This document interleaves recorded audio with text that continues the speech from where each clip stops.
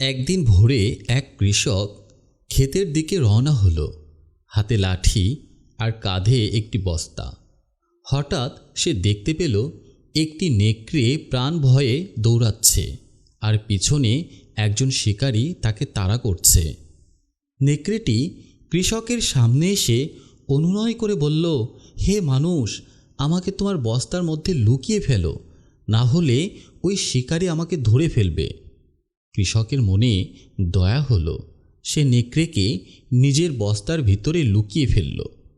কিছু সময় পরে ওই শিকারী কৃষকের কাছে এসে জিজ্ঞাসা করল, ভাই, কোনো নেকড়ে কি এই রাস্তা দিয়ে গিয়েছে?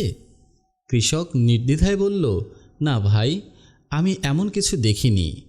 শিকারী চলে গেলে নেকড়ে বস্তা থেকে লাফিয়ে বের হলো, কিন্তু কৃতজ্ঞ না হয়ে উল্টো দাঁত বের করে কৃষককে খেতে উদ্যত হলো। কৃষক অবাক হয়ে বলল, অকৃতজ্ঞ নেকড়ে, আমি তোমার প্রাণ বাঁচালাম আর তুমি আমাকে খেতে চাও? এটাই কি প্রতিদান? নেকড়ে হাসল, বলল, হ্যাঁ, সকলেই উপকার খুব সহজেই ভুলে যায়, এজন্য আমিও তোমার উপকার ভুলে গিয়েছি। কৃষক প্রতিবাদ করল, না, উপকার কেউ ভুলে না। অনেক উদাহরণ আছে, তুমি চাইলে আমি প্রমাণ করে দিতে পারি, অনেকেই এর পক্ষে সাক্ষী দেবে। ত্রিজিত বাঘ বলল, তুমি যদি প্রমাণ দিতে পারো যে কেউ উপকার করলে অন্য কেউ কখনো সে উপকার ভুলে যায় না, তাহলে আমি তোমাকে ছেড়ে দিব, তোমাকে খাবো না। শেষমেশ ঠিক হলো, তারা পথের কিছু যাত্রীকে এ বিষয়ে জিজ্ঞাসা করবে। এরপর তারা পথ চলতে শুরু করলো। কিছু দূর যাওয়ার পরে তারা এক বৃদ্ধ ক্লান্ত ষাঁড়কে দেখতে পেল। কৃষক ষাঁড়কে জিজ্ঞাসা করল, বলো তো, উপকার কি কেউ ভুলে যায়? ষাঁড় দীর্ঘশ্বাস ফেলে বলল, আমি 10 বছর মালিকের জন্য খেটেছি, তার হাল টেনেছি, তাদের বোঝা বয়েছি, কিন্তু আমার যখন বয়স হলো, চোখে যখন ঝাপসা দেখা শুরু করলাম, তখন তারা আমাকে শস্য টানার কাজে লাগিয়ে দিল। তারপর একেবারে অক্ষম হলে আমাকে টেনে নিয়ে গিয়ে উপত্যকায় ফেলে দিল।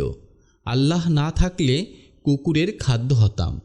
নেকড়ে এবার হেসে উঠল, দেখলে তো, উপকার ভুলেই যায়। এরপর তারা আরও কিছু দূর এগিয়ে গেল। তারা এক ভাঙা পা কুকুরকে দেখতে পেল।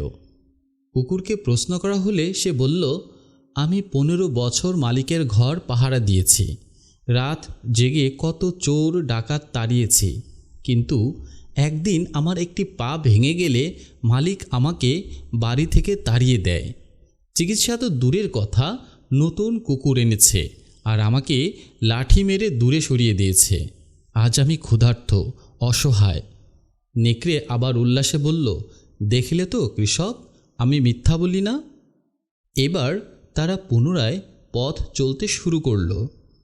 অবশেষে তারা এক চতুর শিয়ালকে দেখতে পেল। কৃষক পুরো ঘটনা শিয়ালকে খুলে বলল। শিয়াল অবিশ্বাসী স্বরে বলল, এত বড় নেকড়ে ওই ছোট বস্তার মধ্যে ঢুকেছিল? আদৌ কি সম্ভব? আমাকে দেখাও দেখি। নেকড়ে প্রমাণ করার জন্য আবার বস্তার ভিতর ঢুকল। শিয়াল বলল, না না না, পুরো শরীর ঢুকতে হবে।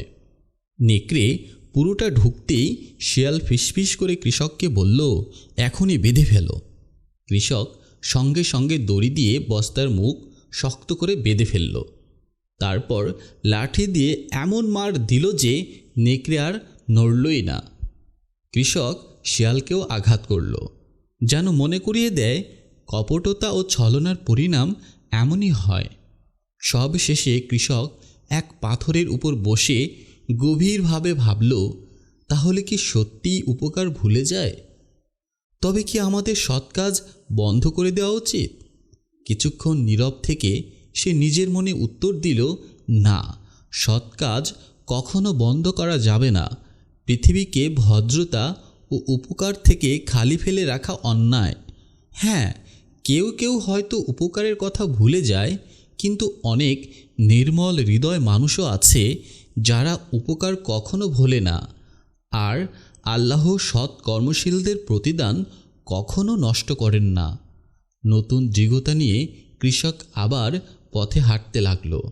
তার ঠোঁটে একই বাক্য ঘুরতে লাগলো, ভালো কাজ চালিয়ে যাওয়া জরুরি, যদিও মানুষ ভুলে যায়।